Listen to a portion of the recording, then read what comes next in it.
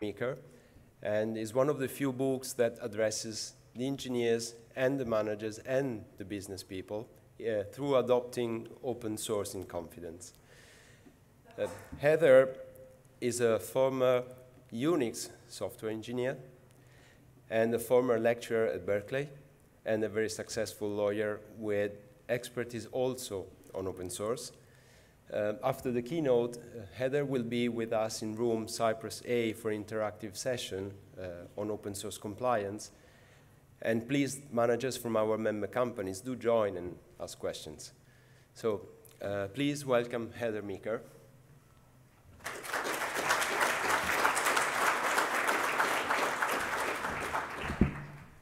Thank you very much. It was a very interesting talk about where we're going from a technology point of view. Today I'm going to talk a little bit about where we're going from a legal point of view in open source. You know, I'm a lawyer in private practice, as you heard, and so I'm basically a tactician, helping my clients accomplish their business goals. And so, but I do like to think about some of the bigger issues that are facing open source software licensing. And this talk is about one of the issues I've been thinking about.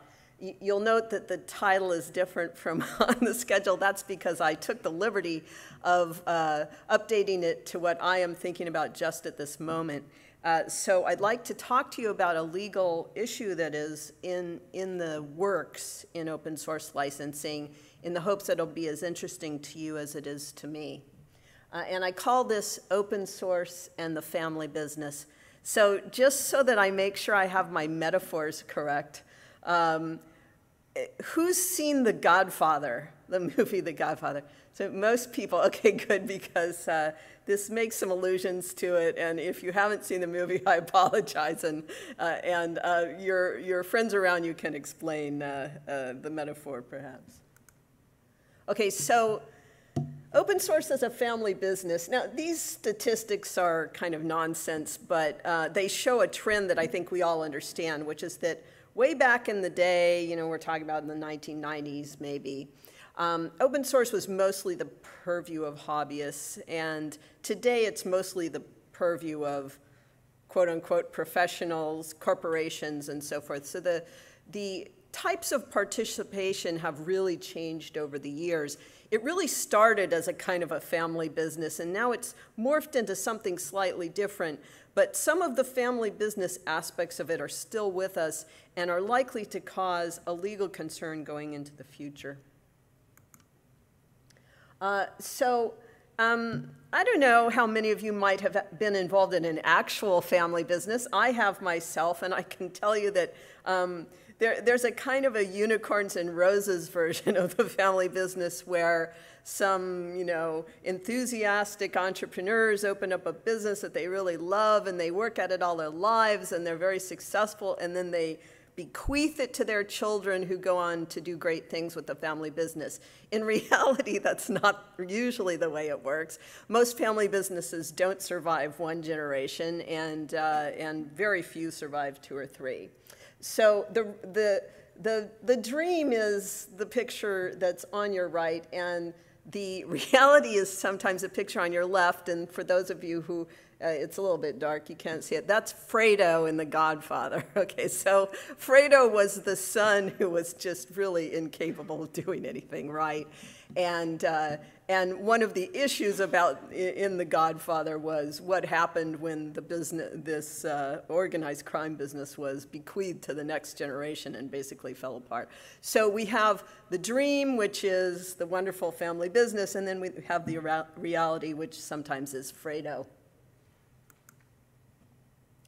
So I'm going to have to explain this issue, I have to explain a few things about some legal principles of open source licensing, and I promise you it won't be painful, or at least not very painful, no more painful than your flu shot.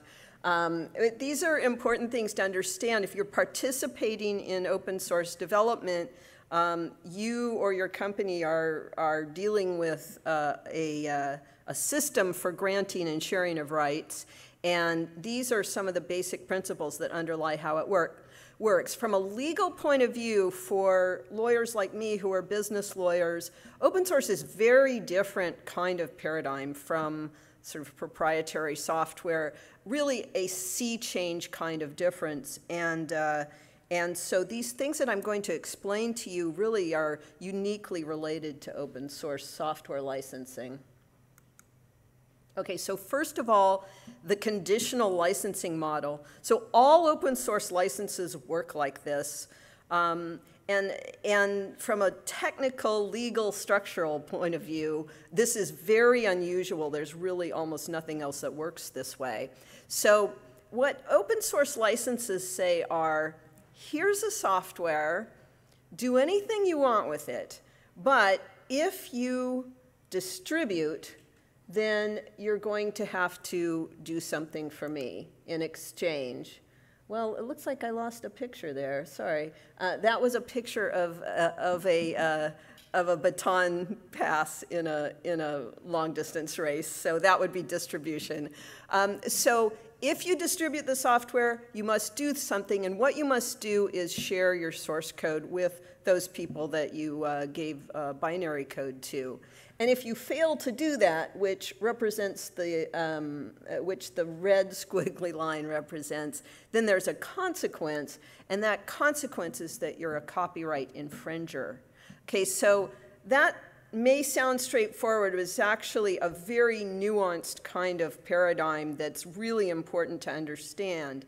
One of the consequences of this is that if you fail to follow the requirements of an open source license, what happens is you get sued for intellectual property infringement.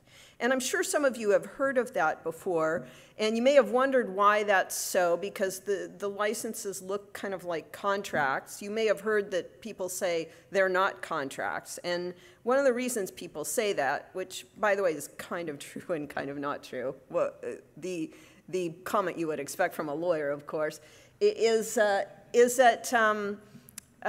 it was set up that way purposely for a reason which is causing the very issue that I'm going to describe. So what that means is that if you contribute to an open source project and somebody violates your rights, you have the right to sue them for copyright infringement.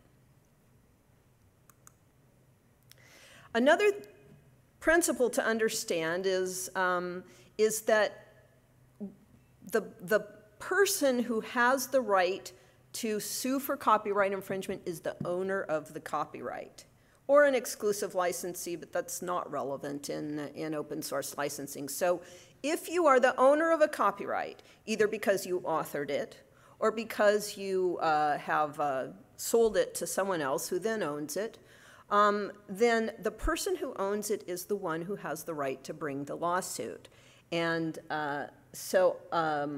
for brevity, I'm going to refer to the person who owns the copyright as the author, although it can get passed from one person to another. A non-exclusive licensee can't enforce. So the possibilities when you get intellectual property from somebody is you own it, or you got an assignment of rights to it, or you're a non-exclusive licensee, which means you can practice it, but that's it. That's the only right you have. Non-exclusive licensees have no standing in court because they don't get the right to exclude everyone. The basis of value of intellectual property is the ability to exclude others. So in proprietary world, that means if somebody violates your license, you can go sue them and make them pay you money and so forth. In open source, it's kind of the same way. If someone violates your rights, you can sue them for copyright infringement. And that's just the way that the enforcement model works. And here's the key on open source licensing. It's what we call a direct licensing model. So this is a complicated little picture, but if you have an open source code base, there are a lot of copyrights involved there. Everyone who contributes retains their own copyright, and then the project, whoever that might be, has an additional copyright interest, which I would call like one for the pot. You know, when you make, the traditional idea is when you make a pot of tea, it's a spoon of tea for each person and one for the pot. Well, it's similar kind of situation in open source software licensing, where a single code base can have 1 or 100 or even 1,000 copyrights associated with it, and then whoever it is that put the whole thing together has a copyright consisting of the putting together the entire thing, and it's sometimes called a compilation copyright. The person who has the compilation copyright is, if it's an entity of some kind that is running the project, then that entity would have the right. If there's no entity, then it's an open question. But the point is that all those little copyright symbols represent many, many copyrights that are being licensed simultaneously, side by side, to the eager programmer in the lower right-hand corner. And that's how it works. All of these rights are being licensed simultaneously, side by side. There's not just one license.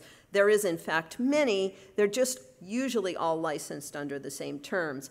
And this is very important, particularly for a project like the Linux kernel, which is, of course, everybody's favorite open source project, because there are thousands of contributors to the open source, to the Linux kernel, and all of those copyrights get licensed directly to all recipients. So that little guy programming in the corner is enjoying a license from many, many authors.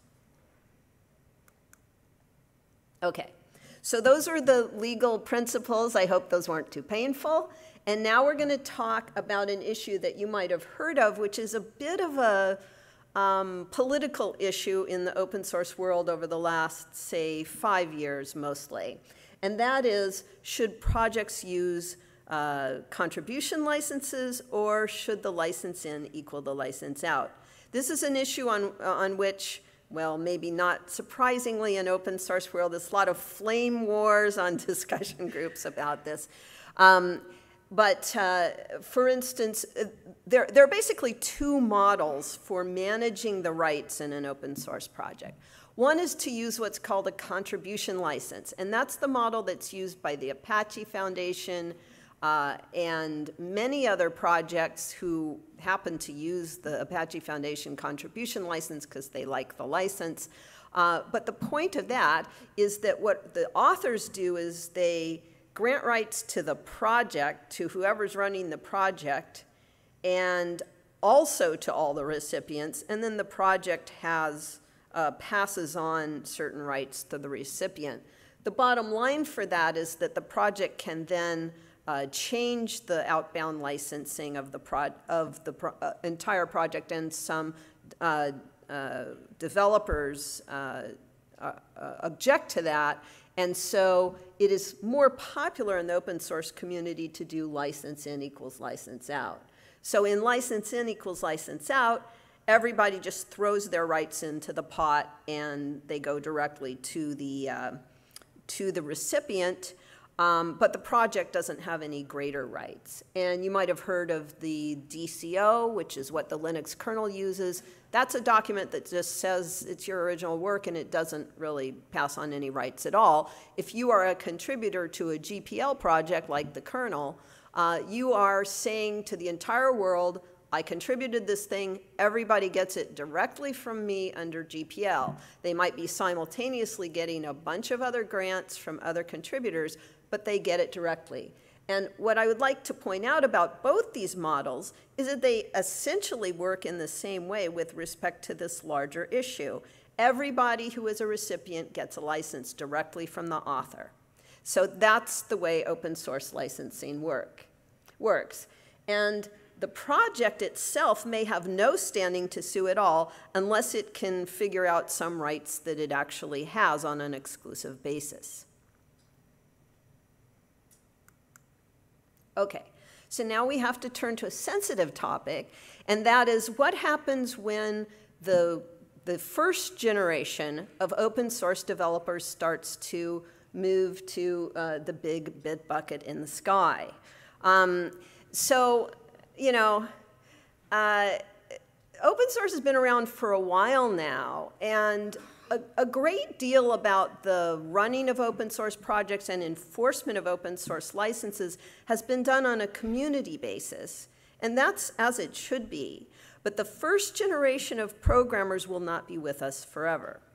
And we've got a potential, I don't necessarily want to call it a crisis, but we've got an issue, something to think about what happens when the first generation of authors starts to leave us. Now, I'm talking about the individual contributors. Corporations never die, in a sense, and so if they have granted rights to a project, those basically stay forever, and that's kind of one of the points of having a corporation. But an individual who passes on will, the rights that that individual owns will be owned by that individual's personal heirs. So the right is inheritable, and copyright law is written specifically to enable this. The term of copyright in the United States is life plus 70, meaning if you're a real individual natural person, as we say in the law, a natural person, and you own a copyright, when you die, your heirs get the right for 70 years. It was specifically set up so that the children of artists wouldn't starve, right? And it's been expanded and expanded over the years, so the right is definitely inheritable, and it lasts a long time after the original author's death. Okay, so here's the problem. You've got potentially thousands of Fredos who have the right to sue people for copyright infringement. So how does this work in the real world? Well, currently, there has been relatively little rogue enforcement, in the sense that an individual author would look at someone who has violated an open source license and just sue them for copyright infringement. Most of the enforcement done in open source world is currently done on a community basis. But one of the reasons for that is that the people who own the rights are involved in the community. If you have a situation where the individual authors have passed on, those rights will then be owned by the heirs of that author, which would usually be their children or some family member who may have little or no interest in the open source community. Accordingly, there's an expectation among lawyers in the field that rogue enforcement may increase dramatically over the next few decades. To date, we've had, as I say, relatively few rogue enforcers. There's one who's rather notorious, but unfortunately most of the information about it is confidential. If you are curious about that, you can email me and I'll send you an article you can read about it. But that's not the point. The point is that relatively little of it has happened so far because most of the rights holders are part of the community. The issue here is that once they pass on, their heirs may not be part of the community. They may not care about the community. They may actually dislike the community. And so then you potentially have every user of a big open source project vulnerable to, at least theoretically, thousands of lawsuits at the same time, which is a problem for the user, but it will also be a problem for open source because if people start to get scared of lawsuits, they will be reluctant to use open source anymore. I mean, we saw that in the 90s and up to the early 2000s. There's a lot of trepidation about open source software licenses and what they meant and how enforceable they were and what were the community norms and what did GPL mean and so forth.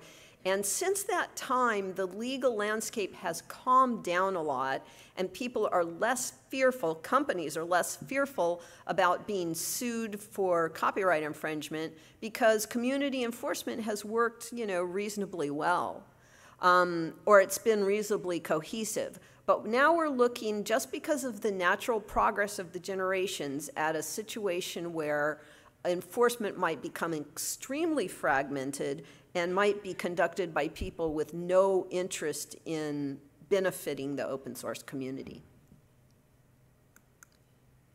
So far, this has kind of worked. Like in The Godfather, you know, Michael says, don't ever take sides against the family.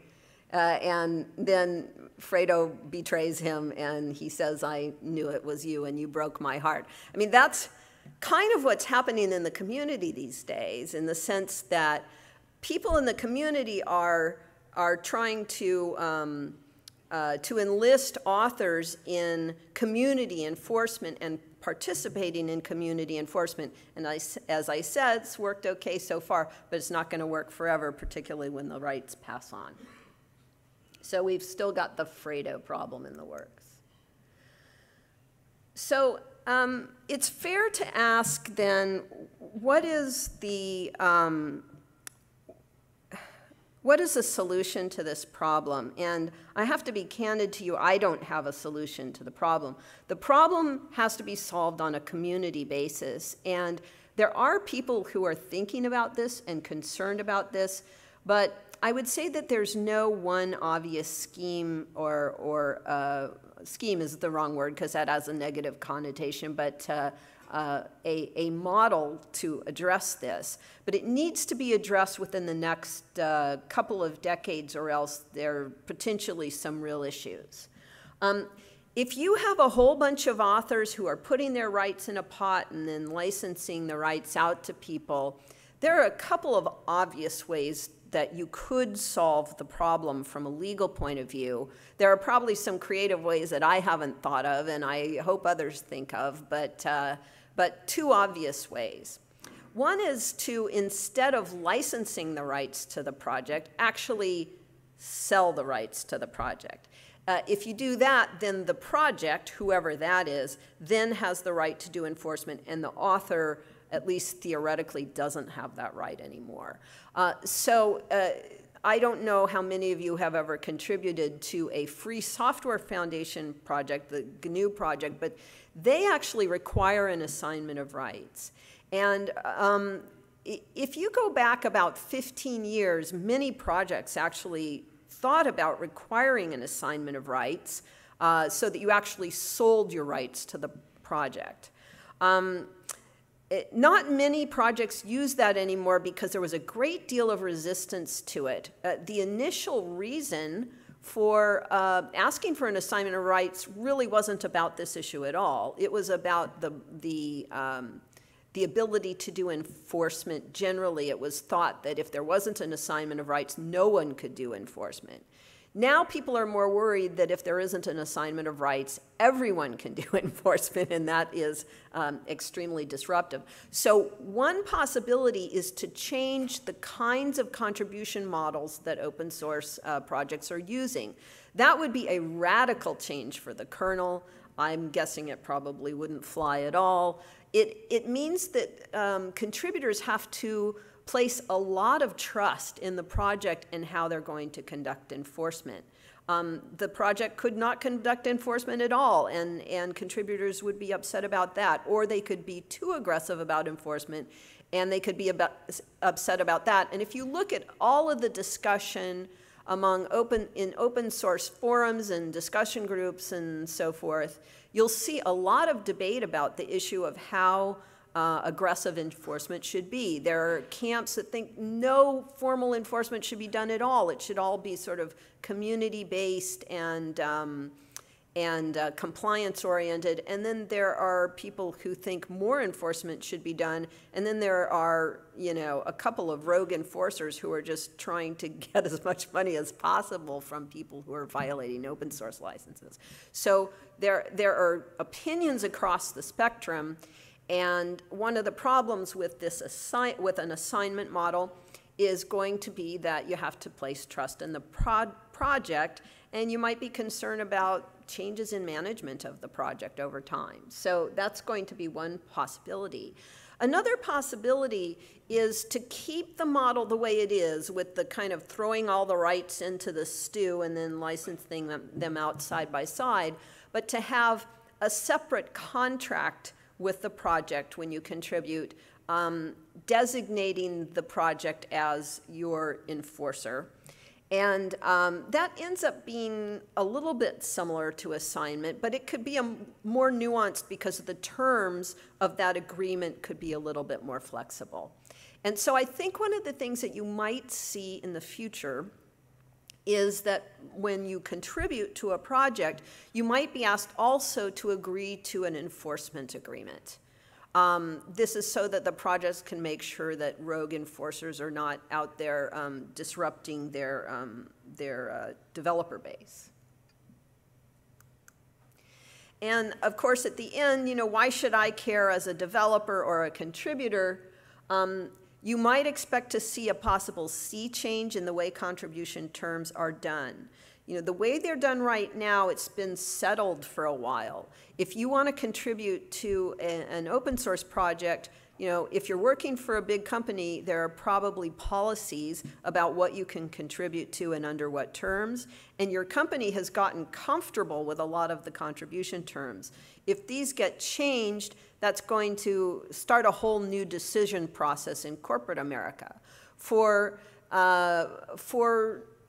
individual contributors, it's of course more of a personal decision, but it might be hard to understand what they're asking you to do. I hope that what I've said today will explain some of the reasons why you might see that, but I hope with my talk today you'll be armed for a possible discussion about this issue.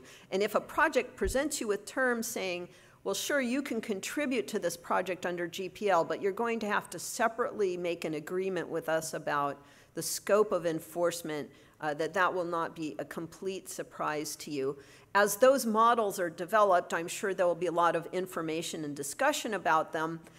They're very much in the nascent stage right now, but the open source legal community really has to get on the stick and do something about this, or else we've got some possible issues down the road. License in, license out, while it's very popular today, may become less popular in favor of assignments of rights in order to address this issue. So if you see either of these things coming down the pike, you've been forewarned. I hope that the talk has been interesting and informative. I'll be around for questions after if you'd like to talk, and as you heard, I'm going to be doing a workshop on compliance, and anybody who has questions about this or compliance or any other open source licensing topic, please feel free to ask. I love to talk about questions. Thank you very much. You've been so attentive on a technical legal topic. My book is on Amazon, or if you want a PDF copy, just email me and I'll tell you how to get one. I pretty much give them away like candy. So they're cheap on Amazon and they're free if you can deal with the PDF. Thank you very much. Thank you very much to Linaro Connect for asking me to talk. It's a delight for me to talk about something that's a little bit more of an idea and a little less nuts and bolts, and I really appreciate it a lot.